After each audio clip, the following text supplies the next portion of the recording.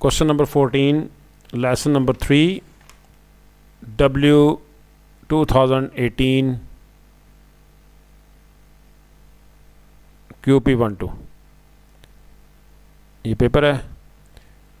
इसमें हमारे पास एक डायग्राम दे रखी है और वो 3 डायमेंशनल डायग्राम है और ट्रायंगुलर प्रिज्म ये हमारे पास गिवन है, और उसमें वो ये कह रहा है कि आपने इसे ग्रिड पे ओपन करना है और इसका नेट बनाना है, नेट ड्रॉ करना है प्रिज्म का, लेकिन कोई भी लाइन इससे बाहर ना जाए, कोई भी लाइन ग्रिड से बाहर नहीं होनी चाहिए।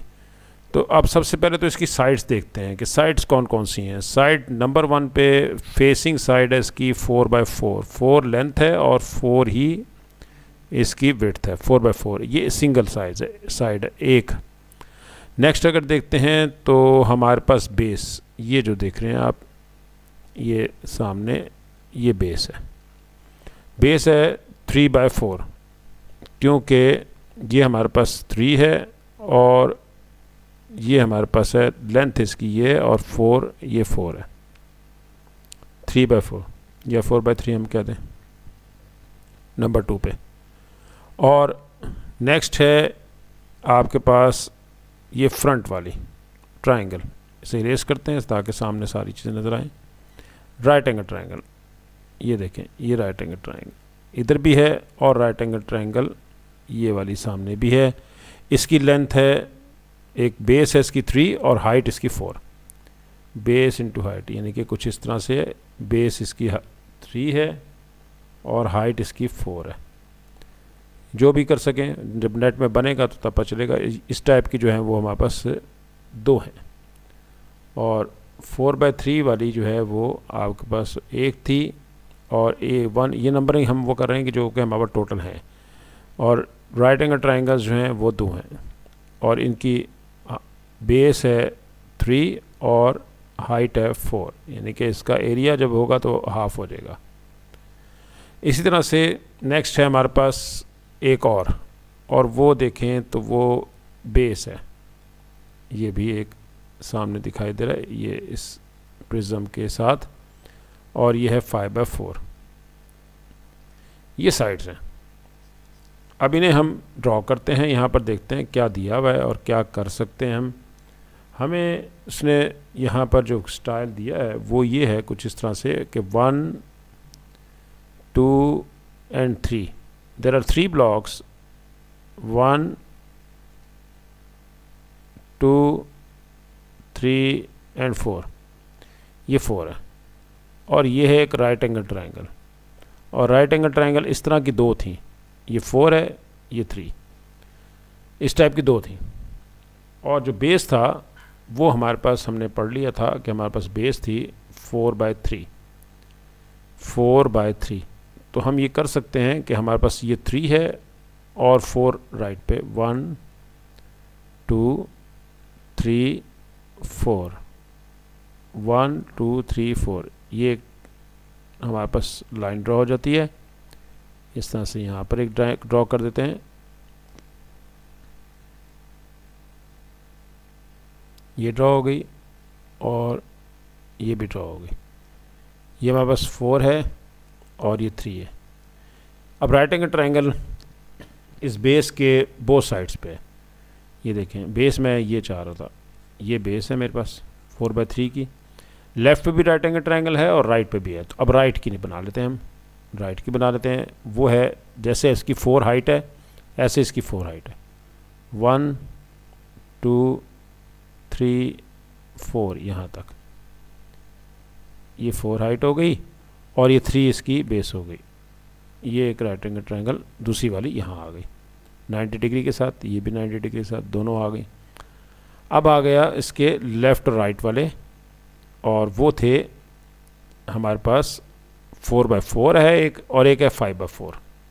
2 कॉर्नर्स हैं, एक है 4x4 और एक है 5x4। ये देखें, ये 4x4 ये है ऊपर वाला और 5x4 नीचे वाला, ये बेस के दोनों तरफ अटैच हुए हैं। तो हम यहाँ पर पहले नीचे देखते हैं कि कितना ब्लॉक बाकी रहते हैं, उसके लिहाज से चलेंगे। 1 2 3 4 रहते हैं, और इधर जाएं 1 2 3 4, तो 4x4 वाला एक ही है इधर, इसको ड्रॉ कर देते हैं क्योंकि हमने दो ड्रॉ करने, एक 4x4 के और एक 5x4 के। 5x4 का नीचे नहीं आ सकता, 4x4 आ गया, ये वाला 4x4 है, सेंटर वाला 4x3 है जो कि बेस था। ये आपको राइट एंगल ट्रायंगल है, ये भी राइट एंगल ट्रायंगल। अब 5x4 एक जो रह गया वो हम ऊपर बनाते हैं, वहाँ पर होगी जगह। देखें 1 2 3 4 और ये 5, 1 2 3 4, ये 5x4 का एक ब्लॉक ये हमारे पास बन गया। ये ड्रॉ हो गया, नेट डायग्राम ओपन हो गई, प्रिज्म ओपन हो गया। नेक्स्ट है find the total surface area of the prism. Total surface area निकालना है, तो बहुत आसान हो गया, आपके सामने यहाँ पर लिख भी दिया मैंने। तो हम इन्हें ऐड कर लेते हैं, 4x4 प्लस 5x4 था एक, और एक 4x3, ये तो हैं आपके पास स्क्वायर या जो भी रेक्टेंगल है। और राइट एंगल ट्रायंगल वाले दो हैं, एक हाफ ऑफ 4x3 और फिर प्लस हाफ ऑफ 4x3, ये आपके पास दो राइट एंगल ट्रायंगल के हैं। और ये अब हम 16 20 मल्टीप्लाई बाय प्लस 12 इन्हें हम ऐड कर लेते हैं, प्लस 2 to the 4 6 हो गया, और ये भी 6 हो गया, प्लस 6, 12 प्लस 12 24, 24 प्लस 20 44, 44 प्लस 6 16, 60 आ गया। टोटल आंसर 60 स्क्वायर सेंटीमीटर, ये आंसर आ गया। नेक्स्ट हमारे पास क्वेश्चन है और वही कह रहा है 16 क्वेश्चन में, find the possible values of x given that x is an integer 15, 2x minus 3 is greater than 15 and less than 22। सबसे पहला काम हम ये करेंगे, 3 को यहाँ से रिमूव करेंगे, प्लस 3 और प्लस 3, ये हो गया 18, और ये कैंसिलेशन होगी इसकी, यहाँ पर रह गया 2x, 22 प्लस 3 25 हो गया। अब इस 2 को डिवाइड करते हैं, 2 2 और 2 कैंसिल हो गया, 2 9 दा 18 हो गया, और नेक्स्ट आ गया ये आपको 12.5 x 9। क्वेश्चन में वो कह रहा है कि find the possible values of x is an integer, integer बताने हैं। तो integer in between these two, 10 is an integer, 11 and 12, x की आंसर आ गया 10 11 एंड 12। 3 मार्क्स का क्वेश्चन था। नेक्स्ट क्वेश्चन है प्रोबेबिलिटी का, डायग्राम दे दी है हमारे पास, bag A bag B, bag A में 3 ब्लैक हैं और 2 वाइट हैं, जबकि ब्लैक बी में 2 ब्लैक हैं और 4 वाइट हैं। तो टोटल अगर हम पहले अलग अलग लिख देते हैं, बैग ए में number of black balls there are 3 and number of white balls are 2, total 5। Similarly bag B, in bag B we have 2 black balls and 4 white balls, so it's total 6।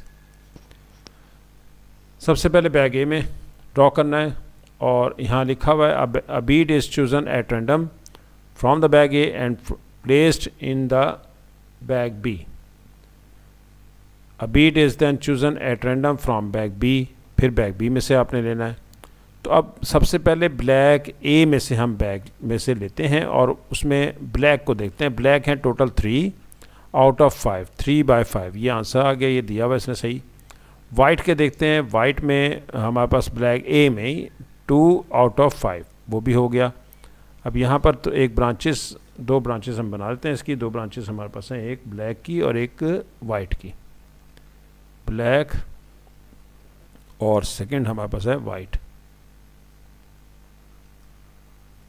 ये हम बना लेते हैं।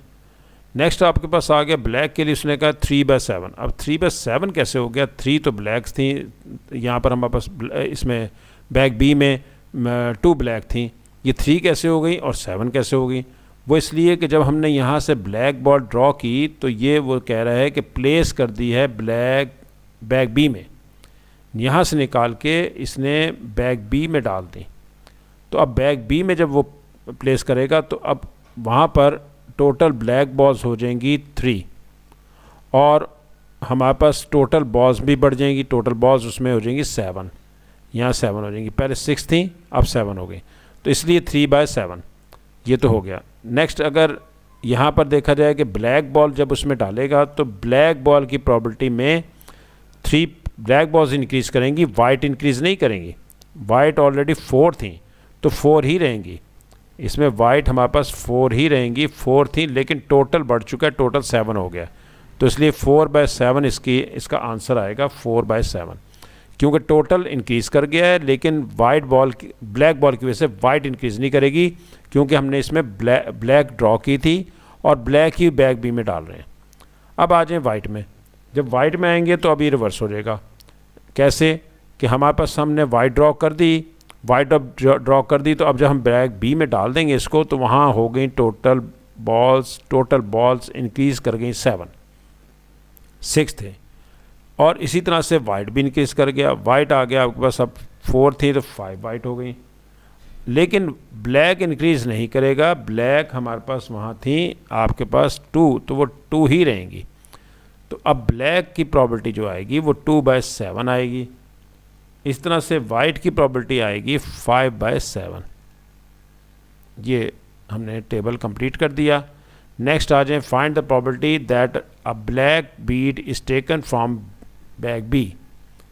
ये property निकालनी, ये property निकालने के लिए अब हम इसमें ऐड करते हैं कुछ प्रॉपर्टीज़। नंबर 1 पे पहली बात तो ये है कि ब्लैक बीड निकालना है, ब्लैक बी में से ब्लैक भी हो सकती हैं दोनों, और एक वाइट और एक ब्लैक भी हो सकती है, ये हमारे पास वैल्यू आ सकती है। ब्लैक एंड वाइट भी हो सकती है, दोनों ब्लैक भी हो सकती हैं, क्योंकि वो कह रहा है कि बैग बी में ब्लैक होनी चाहिए। तो ये देखें ब्लैक होनी चाहिए बैग बी में, एक ये है और एक ये है। फर्स्ट में देखें तो यहाँ पर प्रॉपर्टी आ रही है इसकी ब्लैक की, वो है 3/5 मल्टीप्लाई बाय 3/7, ये आप लिखेंगे। और यहाँ प्रॉपर्टी आ रही है इसकी प्रॉपर्टी ऑफ वाइट ब्लैक इसमें होगा बैग बी में 2/5 मल्टीप्लाई बाय 2/7, 2/5 मल्टीप्लाई बाय 2/7, क्योंकि बैग बी में यहाँ कहा है उसने कि बैग बी से आपने ब्लैक बॉल को टेकन करना है, तो ये इसलिए हमने ये दोनों प्रॉपर्टीज़ ली हैं। हमने ये नहीं ली, ये वाइट थी, दोनों वाइट थी, और ये भी नहीं ली क्योंकि ये ब्लैक थी बैग ए में और वाइट थी ब्लैक बी में। अच्छा जी, अब आंसर लिख लेते हैं हम। आंसर्स हमारे पास आ गए हैं। पहला आंसर है 3/5 multiply by 3/7 plus second answer था हमारा 2/5 मल्टीप्लाई बाय 2/7। इन्हें मल्टीप्लाई कर देते हैं 9/35 और ये 4/35। 35 इसका एल्सियम ले लें, 9 और 4 13/35। 13/35 इज़ द रिक्वायर्ड आंसर।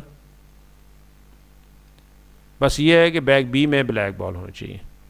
और नेक्स्ट है question number 18 which is of circle property. हम यहाँ से अननोन एंगल्स निकालते हैं। अननोन एंगल्स एक्स वाई जी, ये तीनों निकालने के लिए हम सबसे पहले देखते हैं कि यहाँ एक साइक्लिक कोऑर्डिनेटर है बी सी और ई और डी। ये कोऑर्डिनेटर है और साइक्लिक है क्योंकि सर्कल के ऊपर लाई कर रही है। साइक्लिक कोऑर्डिनेटर में प्रॉपर्टी है कि ऑपोजिट एंगल्स आर सप्लीमेंट्री। ये ऑपोजिट एंगल्स हैं, 127 इधर है और इसके सामने बिल्कुल x है, तो इसका मतलब ये हुआ कि x का आंसर अगर आपने निकालना है तो 180 माइनस 127, तो 127 को सब्ट्रैक्ट करेंगे 180 में 53 आ जाएगा। x की value of x is equal to 53। इसी तरह से अगर angle in the same segment देखें तो ये सेगमेंट आप यहाँ पर देखें, सेगमेंट है BC, ये बी सी अगर हम चेक करें तो सी पॉइंट और बी पॉइंट मीट कर रहे हैं, they meet at E point. E point circle पे ये मीट कर रहे हैं, यानी कि बी भी आप इधर से लेकर आएँ और सी भी, बी को यहाँ से लेकर आएँ, ये मीट करेगा सीधा ई पे जाके, और इस तरह से सी पॉइंट को जब लेकर आते हैं तो ये मीट करेगा ई पे। यही पॉइंट्स मीट कर रहे हैं एक और जगह सर्कल पे, और वो है ए। तो ये देखें सी पॉइंट और बी पॉइंट दोनों ए पे मीट कर रहे हैं, तो angle in the same segment हमारे पास प्रॉपर्टी बन रही है। यहाँ मैं सेपरेट करके डायग्राम बना के दे रहा हूँ आपको। ई पॉइंट है, ये सी पॉइंट है, ये बी पॉइंट है। ये सेगमेंट जहाँ ई पे मीट करता है वही सेगमेंट हमारे पास मीट कर रहा है पॉइंट ए पर। पॉइंट ए पे एंगल लिखा हुआ है वाई डिग्री, और पॉइंट ई पे एंगल है 40 डिग्री। इसका मतलब ये हुआ कि वाई का आंसर 40 डिग्री आ गया, और फॉर्म प्रॉपर्टी लग गई है angle in the same segment. Angle in the same segment हमारा प्रॉपर्टी है, और y का answer y is equal to 40 degree angles in the same segment. यहाँ पर आप लिख देंगे angles in the same segment, और उससे हमारे पास ये आंसर आ गया angles in the same segment y is equal to 40 degree. और नेक्स्ट आपके पास एक और वैल्यू हम निकालना चाहते हैं, और वो है z की वैल्यू निकालने के लिए आप देखें लाइन पैरेलल लाइंस को हम यूज़ करते हैं। ये लाइन, एक ये लाइन पैरेलल है और एक ये लाइन पैरेलल है। मैं सेपरेट बना रहा हूँ, सेपरेट। यहाँ पर एंगल ये है हमारे पास पॉइंट ए और पॉइंट बी, और यहाँ पर आप इसके साथ ही ये भी पैरेलल लाइन बना दें। ये एंगल, यहाँ पर दो एंगल्स ऐड होंगे तब ये बनेगा 40 प्लस जी, और इधर सिंगल एंगल होगा 62 डिग्री, तो alternate angle. So 62 degree is equal to 40 plus g, और यहाँ पर आप ब्रैकेट में लिख देंगे ऑल्टरनेट एंगल, क्योंकि लाइंस पैरेलल हैं तो इसलिए alternate angles between parallel lines, alternate angles. यहाँ से जी निकालना चाहते हैं तो 62 माइनस 40 कर देंगे, आंसर आपके पास जी निकल आया, और वो है 22। सारे एंगल्स हम फाइंड आउट कर चुके हैं। हम यहाँ पर आंसर्स लिख देते हैं। पहले नंबर x की वैल्यू आ चुकी है विच इज़ 53 डिग्री, और वैल्यू ऑफ y है 40 degree, and the value of last which is z is equal to 22 degree. ये आंसर्स हमारे पास आ गए। नेक्स्ट क्वेश्चन है क्वेश्चन नंबर 20। क्वेश्चन नंबर 20 में वो कह रहा है कि P is the point, P हमारे पास पॉइंट है -3 4, and Q also a point which is 5 1, M is the midpoint, find the coordinates of M। M के कोऑर्डिनेट्स निकालने के लिए फॉर्मूला हमारे पास है x1 plus x2 divided by 2, y1 plus y2 divided by 2। First point का नाम आप x1 y1 रख सकते हैं, x1 y1, और सेकंड पॉइंट का नाम x2 y2। वैल्यूज़ लगा देंगे, -3 plus 5 4 plus 1, after substitution 2 plus 5 minus 3 2 2 by 2 1 5 by 2 1 and 2.5। ये आपके पास आंसर आ गया 1 एंड 2.5। ये है मिड पॉइंट। नेक्स्ट है ग्रेडियंट। ग्रेडियंट निकालते हैं। ग्रेडियंट हमें निकालने के लिए फॉर्मूला हमारे पास है gradient of P Q. Formula है y2 minus y1 over x2 minus x1। Subtract कर देते हैं, 1 minus 4 divided by 5 minus -3, 1 minus 4 -3, 5 plus 3 8 हो जाएगा, -3 divide by 8 which is the gradient of the straight line P Q. Next part C. Part C में वो कह रहा है कि R is a point -6 and 0, -6 and 0। O is a point which is origin 0 0, which of the points R or P is closer to O। अब check करना है कि R से P डिस्टेंस करीब है या R P से O, ये पूछा गया उसने, यानी कि P से क्लोज है या R क्लोज है। तो दोनों डिस्टेंसेस निकाल के देख लेते हैं कि कौन क्लोज है। इनका फैसला हो जाएगा। ओ आर डिस्टेंस लगाते हैं, ओ आर 0 + 6 कर देते हैं, 0 में से इसको माइनस करना होता है, माइनस माइनस प्लस मैंने डायरेक्ट कर दिया, 0 - 0 होल स्क्वायर, साथ स्क्वायर भी आएगा। 36 का 6, इसका आंसर तो 6 आ गया।